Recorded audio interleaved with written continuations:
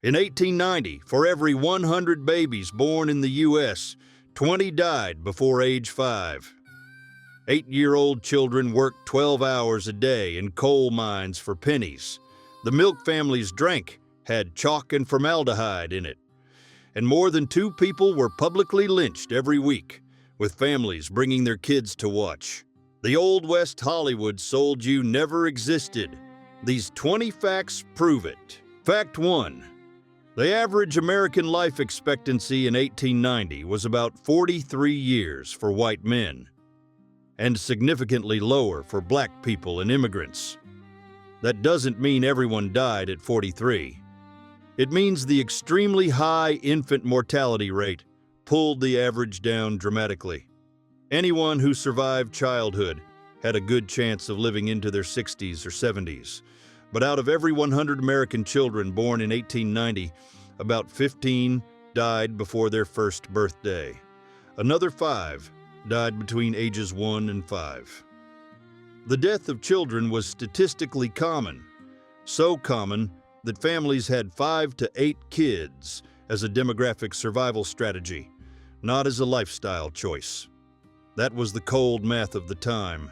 Having lots of kids, because you knew not all of them were going to survive.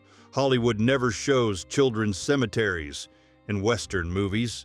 They existed in every frontier town.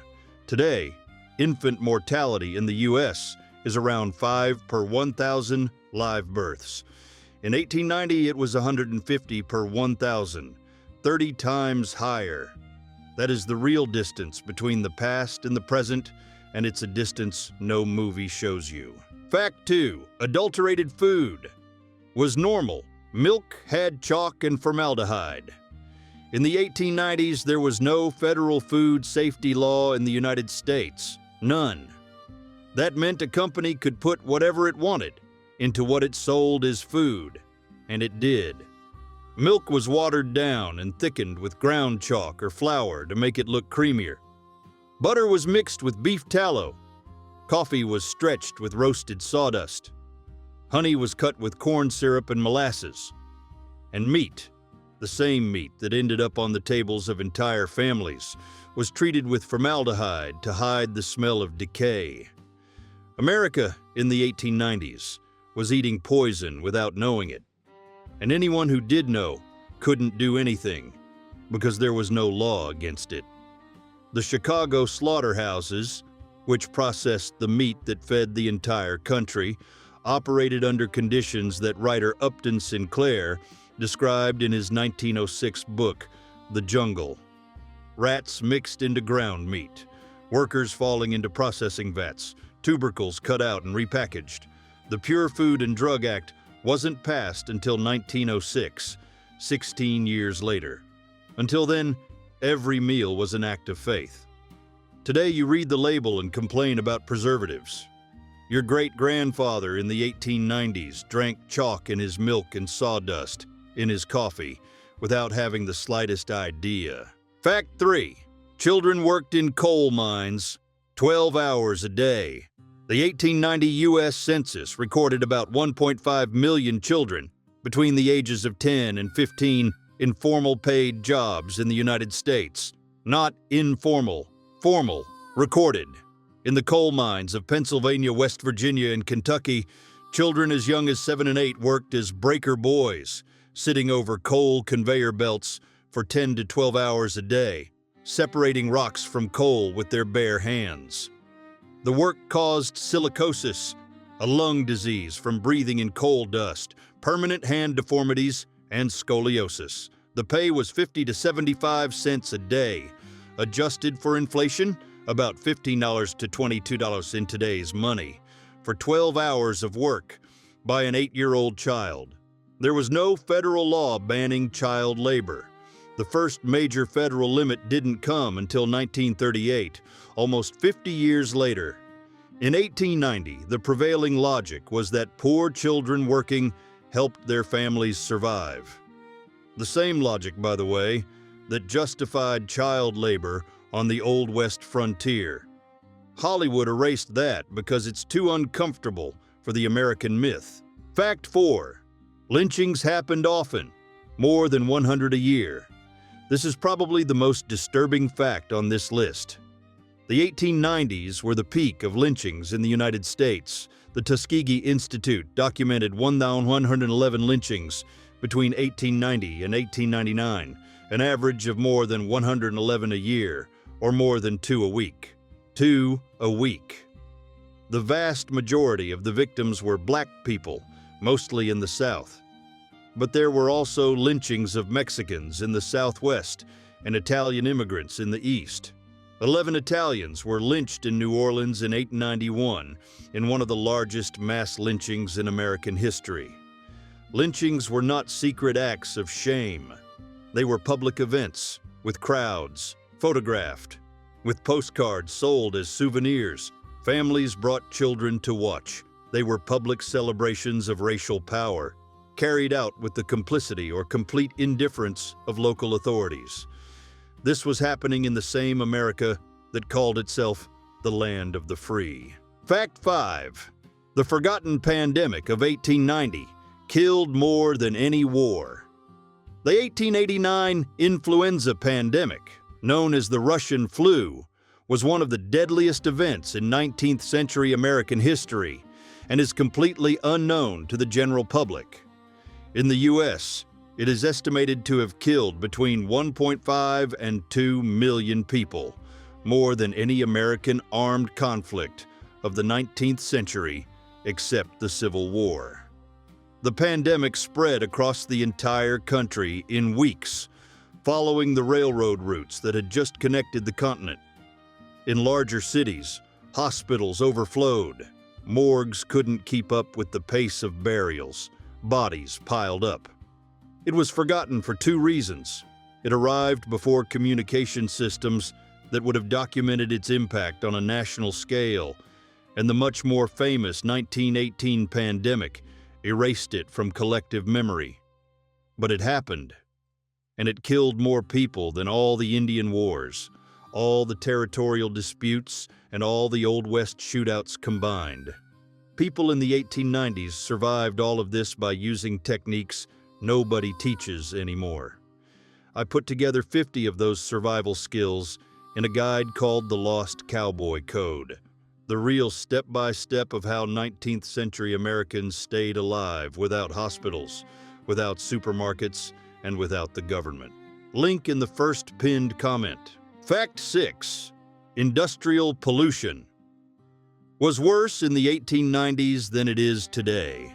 American industrial cities in the 1890s, Pittsburgh, Chicago, Cleveland, Detroit, had air pollution levels that made the atmosphere literally visibly gray for most of the year. Coal-fired industrial furnaces with no filters or regulations continuously dumped soot onto the population.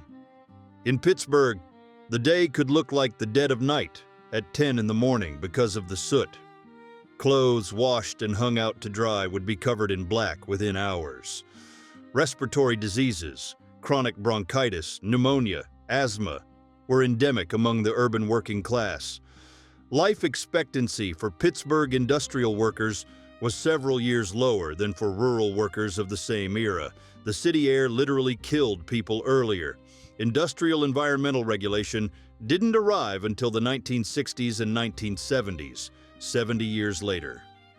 When someone complains about environmental regulation today, it's worth remembering what it was like without it. Cities where the sun didn't come out and children coughed up blood. Fact 7. The American frontier was officially closed in 1890. The 1890 census included a statement that had huge cultural consequences. The Bureau of the Census declared that there was no longer a frontier line in the United States. The population had spread far enough across the continent that there was no longer any region completely without American settlements. The Old West, officially, was over, not with a duel, with a paragraph in a census report. Historian Frederick Jackson Turner argued in 1893 that the closing of the frontier had shaped the American character in deep ways, and that now that it was over, America needed to find a new identity. Many historians argue that American imperialism in the 1890s and 1900s, the Spanish-American War, the takeover of the Philippines, Hawaii, and Puerto Rico, was exactly that search, a new frontier to replace the one that had ended. America, which had defined itself for 300 years by endless westward expansion, suddenly had to invent another destiny. And it chose to expand outward. Fact 8. 1 million immigrants a year, and none of them were welcome. The 1890s were the first decade of mass immigration on a truly industrial scale. In 1892, Ellis Island opened in New York, the gateway that would receive 12 million immigrants over the next 30 years. America in the 1890s was at the same time the most open country in the world for immigrants. No passport, no quota, no meaningful health interview for most people, and a country with intense racial and ethnic tension. Italians, Eastern European Jews, Poles, and Slovaks arrived in unprecedented numbers. Each group faced its own specific discrimination. No Irish need apply signs had evolved into no Italians and no Jews. Immigrants were accused of stealing jobs, driving down wages, and destroying American culture. Sound familiar? America has always been a land of immigrants, and it has always resisted the next immigrants arriving. That pattern has 130 documented years behind it, and it hasn't changed. Fact 9. 70-80. Hour weeks with no labor rights. The American factory worker in 1890 typically worked 10 to 12 hours a day, 6 to 7 days a week. No paid vacation, no sick leave, no protection against being fired on the spot, no workers' compensation. Children worked alongside adults. Older workers who could no longer keep up were fired with no benefits at all. Industrial accidents, fingers, hands, and arms caught in unguarded machinery, were common and came with no compensation. A worker who lost his hand was simply replaced by the next person in line. The labor movement was building strength. The Pullman strike in 1884 would become one of the most significant labor conflicts in American history. But in 1890, the individual worker had no legal protection. Every labor right that exists today, vacation, the 8-hour workday, minimum wage, accident insurance, was won through blood and strikes by people living under exactly these conditions. Nothing was given. Everything was fought for. Fact 10. Married women didn't legally exist without their husbands. In 1890, in many American states, a married woman could not open a bank account, sign contracts, or own property independently of her husband. The legal doctrine of coverture, inherited from English law, merged a married woman's legal identity with her husband's. In practice, a married woman did not exist as an independent legal person. That meant a married woman could not sue anyone, could not be sued, could not inherit directly, and could not manage her own money. Ironically, divorced or widowed women had more legal rights than married women in many states. The Married Women's Property Acts were gradually changing this from the 1840s through the 1890s, but in 1890, a married woman's full legal capacity depended heavily on where she lived. Hollywood shows strong women in the Old West, and many were, but the law was not on their side. Those women's strength existed in spite of the system, not because of it. Fact 11. Real cowboys in the 1890s were poor-day laborers. The romanticized image of the cowboy as a free and heroic figure does not match the economic reality of the 1890s. A cowboy on a cattle drive earned $25 to $40 a month, the wage of an unskilled laborer. Adjusted for inflation, that's about $750 to $1,200 a month in today's money.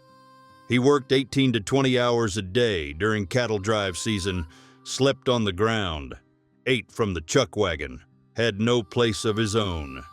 In the off-season, he was unemployed, looking for winter work on ranches or in towns like any other seasonal worker.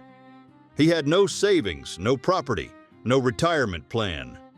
The middle-aged cowboy who had not managed to buy land of his own was simply an aging farmhand with no options on the ranches of Texas, Montana, and Wyoming. The cowboy's freedom was, in large part, freedom from poverty, which is the most limiting freedom of all.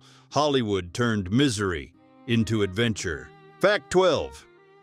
The soda fountain was the Starbucks of the 1890s. Soda fountains, places that sold carbonated drinks with flavored syrups, were the social phenomenon of the 1890s. After the Civil War, pharmacists discovered that carbonated water mixed with fruit syrups was easier to drink than straight medicine. Soda fountains evolved from pharmacies into social hangouts. Young people met there, families stopped by after church, couples went on dates. It was the Starbucks of its time, a public social space built around a relatively expensive and totally non-essential drink. Coca-Cola and Dr. Pepper both launched as medicinal drinks at soda fountains in the 1880s, became some of the most recognizable consumer products of the 20th century. What started as medicine became culture. The soda fountain was also one of the rare spaces where social classes mixed. The ranch owner and the cowboy, the banker and the factory worker could be at the same counter drinking the same drink. It was temporary equality in a 5-cent glass. Fact 13. Rural populism, the most powerful political movement of the 1890s. The Populist Party, the People's Party, was the most successful third party in American history up to that point.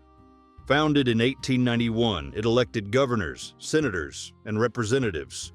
In 1892, its presidential candidate received 20 electoral votes. The movement was made up of indebted farmers from the South and Midwest, crushed by abusive railroad rates and agricultural prices in free fall. It proposed radical monetary reform, federal railroad regulation, a progressive income tax, and direct election of senators. Sound radical? 4 of those proposals became federal law over the next 2 decades. What was populist extremism in 1891 became public policy in 1913. The populism of the 1890s was a real movement of real people with real economic grievances. Frontier farmers who were being crushed by the same system they had helped build. History repeats itself because the mechanisms don't change. Fact 14. Horses died in the streets, a public health crisis. In 1900, New York had 100,000 horses transporting people and goods. Those horses produced about 1,000 tons of manure a day. And when they died in the streets, which happened regularly, the bodies took days to be removed. Larger cities had entire departments dedicated to dead horse removal. The manure and decomposing bodies created mosquitoes and flies that spread disease. The New York Times published articles describing the horse problem as the city's most urgent public health crisis. The mass adoption of the automobile in the 1910s and 1920s was initially welcomed not as a transportation revolution, but as a public health solution. The car cleaned up the streets. The next time someone says things were better back then, remember, back then there were dead horses rotting in the street and 1,000 tons of manure a day in New York alone. Fact 15. There was no minimum wage. Companies paid whatever they wanted. In 1890, there was no federal, state, or local minimum wage in the United States. None. A company could pay whatever amount a worker would accept. And with the demand for jobs much higher than the supply, workers accepted miserable pay. Newly arrived immigrants, black people in the South, and women across the country were the most exploited because they had less power to refuse. A female textile worker in 1890 typically earned $3 to $5 a week, adjusted for inflation, about $90 to $150 a week in today's money, for 60 to 70 hours of work. Rent for a simple room in an industrial city cost $2 to $3 a week. Do the math. Almost nothing was left. The system was designed to keep the worker right at the edge of survival. Massachusetts was the first state to pass a minimum wage law in 1912, specifically for women and children. The first federal minimum wage didn't come until 1938. Until then, the market decided. And the market always decided in favor of the person paying, not the person working. Fact 16. The bicycle was the biggest revolution in women's freedom in the 1890s. Before any constitutional amendment, before any major legal reform, women could ride alone anywhere, without a male chaperone, without their husband's permission, without an escort. Frances Willard, temperance leader and suffragist, published a book in '85 about learning to ride a bicycle at age 53 as a political act of female independence. Conservative men at the time declared that the bicycle was morally dangerous for women. The posture on the bicycle, the open air, the unchaperoned mobility, all of it was seen as a threat. Doctors published scientific articles about the supposed physical and moral harms of women's cycling. The resistance reveals just how much a woman's simple freedom of movement was perceived as a threat to the system. Fact 17. The post-Civil War. Morphine crisis. 400,000 addicted veterans. The Union Army handed out morphine freely during the Civil War to treat battlefield wounds and created an entire generation of addicted veterans. Historical estimates indicate that 400,000 Civil War veterans were dependent on morphine or laudanum from the 1870s through the 1890s. It was called soldier's disease, the soldier's illness. These veterans were the fathers and grandfathers of Americans in the 1890s. The addiction created by the war had family and social consequences that stretched across entire generations. Children grew up with addicted fathers, families fell apart, entire communities were affected, and no one took responsibility, and not the government that handed out the drug, not the army that administered it. The U.S. opioid crisis of the 21st century has a direct historical precedent in the post-Civil War morphine crisis. The same failures of oversight, the same government neglect, the same destroyed families. Fact 18. Edison electrocuted an elephant to discredit Tesla.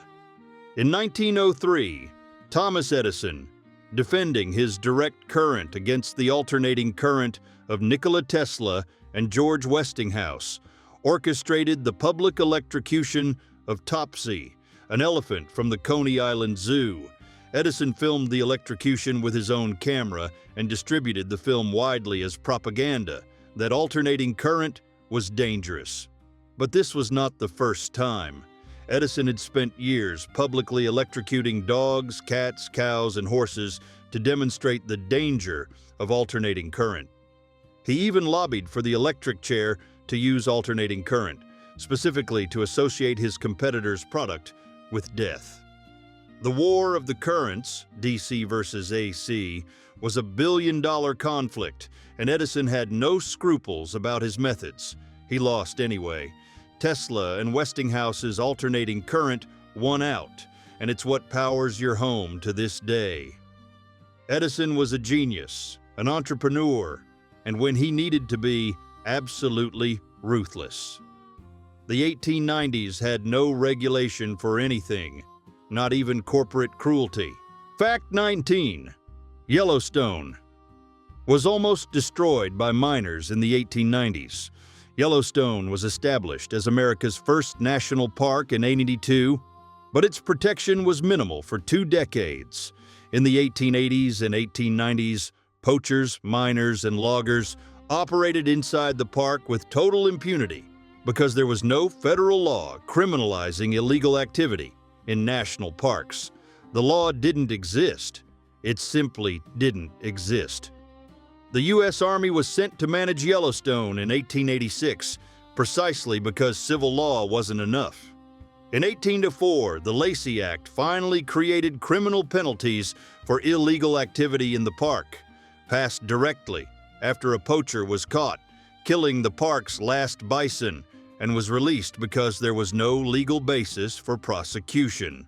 Literally, he killed a bison in a national park, and there was no law to punish him. America's national park system, which is a point of national pride today, almost didn't exist. It was built in response to specific threats that nearly destroyed it before it was properly protected. Nothing good in the U.S. came for free. Everything was won against someone who wanted to destroy it. Fact 20. The Old West ended with a decree, not with a duel.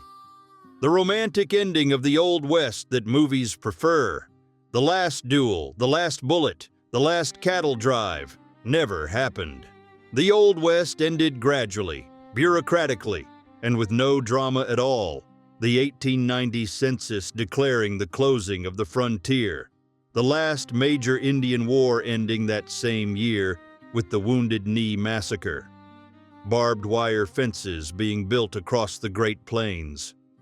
The arrival of the railroad, which eliminated the long cattle drives. Federal regulation gradually reaching places where there had been no law before. Towns rising where there had only been camps. Bureaucracy replacing the law of the gun. The Old West did not end in a single day. It was drained of life over a decade, replaced not by heroes, but by paperwork, technology, and a population too dense for informal law to work. It ended with a paragraph in a census report, not with a gunshot. And that may be the most honest thing you can say about the Old West. It began with courage and ended with bureaucracy. Like everything,